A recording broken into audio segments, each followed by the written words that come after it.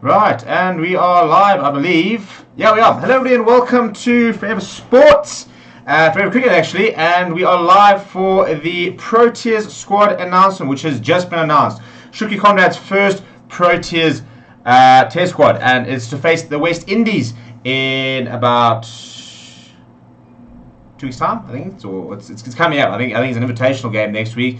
But I think it's a week on Tuesday is when the first test will get underway, and we're entering a new dawn, a new era for South African cricket with a very new look squad. A couple of very big calls being made, a change of captain, for example. And it should be very interesting to see how this sort of starts to go. And we've been waiting really for a while now to see what the vision was and what the sort of players that Shuki Conrad was going to bring in to achieve this vision. And there we go. Those are the players that he has gone with. And first of all, he's a changing captain. Temba Bavuma has been named the new Test captain, and I think that is the right decision. I really do. I think regardless of what you think about him, and for example the T20 format and stuff like that, when it comes to Test cricket, he has been our most consistent batsman, our best batsman for the last about pretty much since end of sort of post-COVID.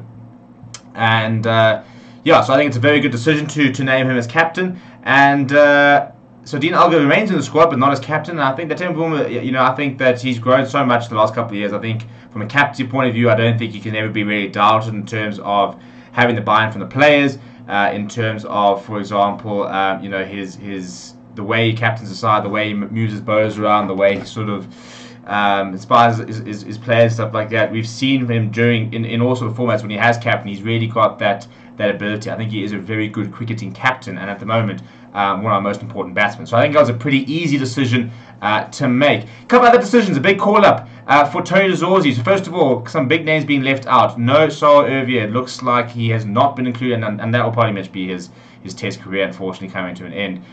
We're going into a new dawn with a pretty young squad, pretty inexperienced squad, and very much backing a new generation of players to do the business. So no Saul Ervier, no Tiers de Brain, who announced his retirement this week, and obviously got the phone call to say he was not going to be involved in the series, and as a result has decided to hang up his international boots, which is fair enough. But Tony Zorzi has been included in the squad, and I think that's a fantastic move. He's been absolutely terrific at domestic level and for the last sort of couple of years, really, and he's just been spewing runs for fun.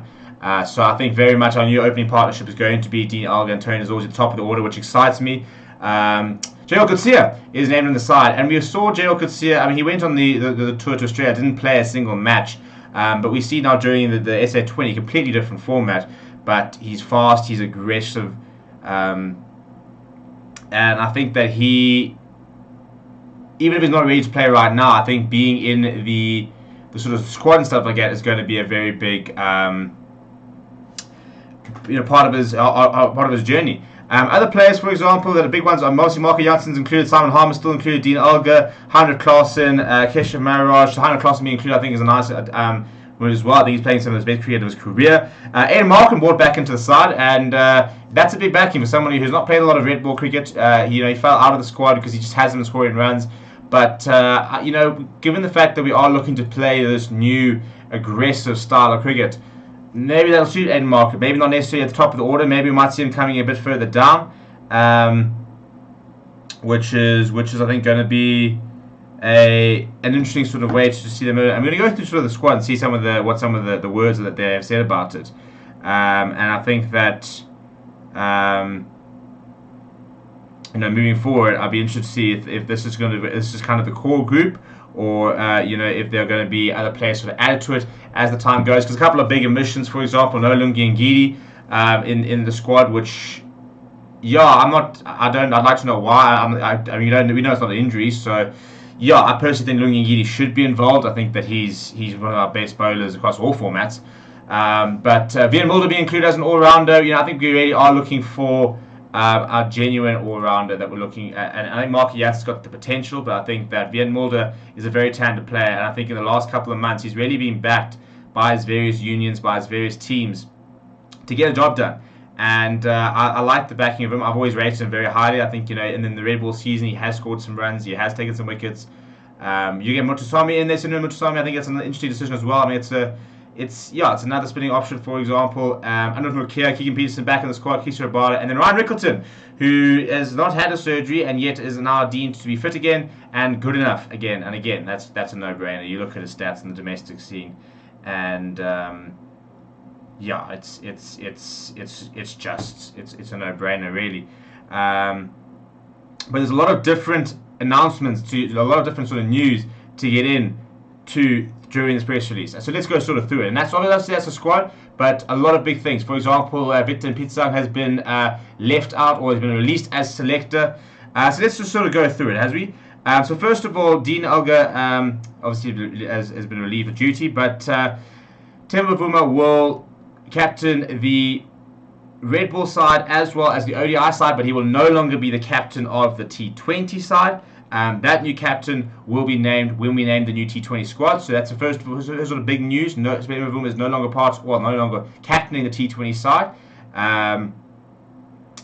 Then, as I said, so in terms of they've renewed the National Selection Committee and they've decided to release Victor Pitsang as the role of National Convener of Selectors. The current interim structure will see the head coach of the respective teams playing a leading role in squad selection going forward. What? Like, what? Our coaches can select their players? What? Who would have thought? Who would have ever thought? It wasn't a particularly good reign for Victor Pitsang, and lots of very strange selection calls, lots of controversy surrounding him almost at all times.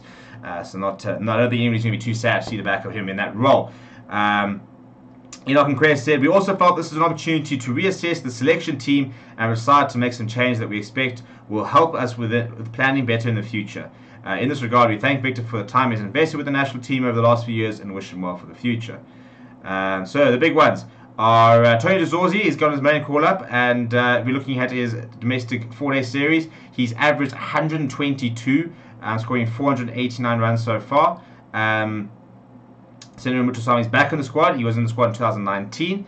Keegan Peterson has made his return. Aidan Markham is back in the side, as they said. Heinrich Klaassen will be the wicketkeeper, though, by the way. So no Calvin Rain in the squad. Heinrich Klaassen has been named as the wicketkeeper. So Ryan Rickleton actually being named in the squad as a batsman. And here, Ian Quay added over here, this is a hugely important series for the Proteas as they begin life under a new captain and a new test coach in Shukri. As you will see, most of the players selected are those that have done well for the national team in recent years and have been responsible for our current excellent standing in the World Test Championship. There is a good blend of youth and experience, and we are confident that the new coaching staff will get the best out of them as they build towards a better future for South African cricket. Test head coach Ricky Conrad added, we believe we have selected the strongest possible group for the series against a strong West Indies team who are coming here fresh from beating Zimbabwe. We are pleased that the likes of Keegan Peterson is fit again and ready to play after his injury. He will add some much needed stability to the batting, which has also been strengthened by the return of Aidan Markham and a maiden call-up of Tony DeZorzi. We look forward to a good series between two teams that are rebuilding, and we expect to only get better as we spend more time together as a group in the weeks and months ahead. The squad will assemble in Centurion. And so there's also going to be a press conference with Enoch and Quay and Shukri Conrad, which is going to be happening at 3:30. So we will have that up later. So Shukri will be able to sort of take us through the decisions he's made and why he's made them himself.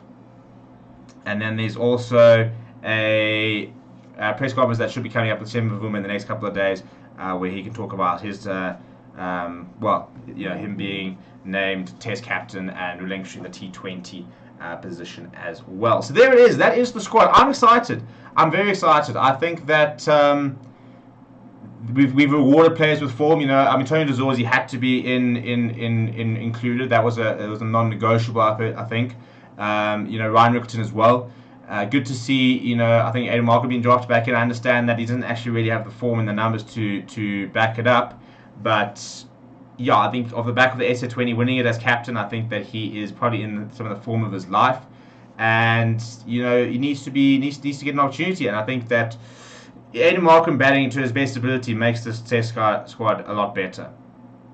I think not having Lungi Ngidi there, I think, is a very interesting call. I'm not sure I like it. I personally think Lungi should be involved, but it's difficult to argue. Jael Coetzee, I think, probably is under a bit of pressure to perform. I think, but.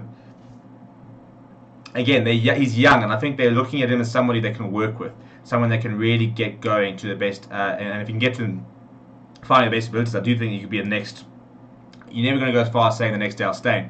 But I think he's got that aggression, that passion, that sort of. He's built for Test cricket. He's fast. He's fearless.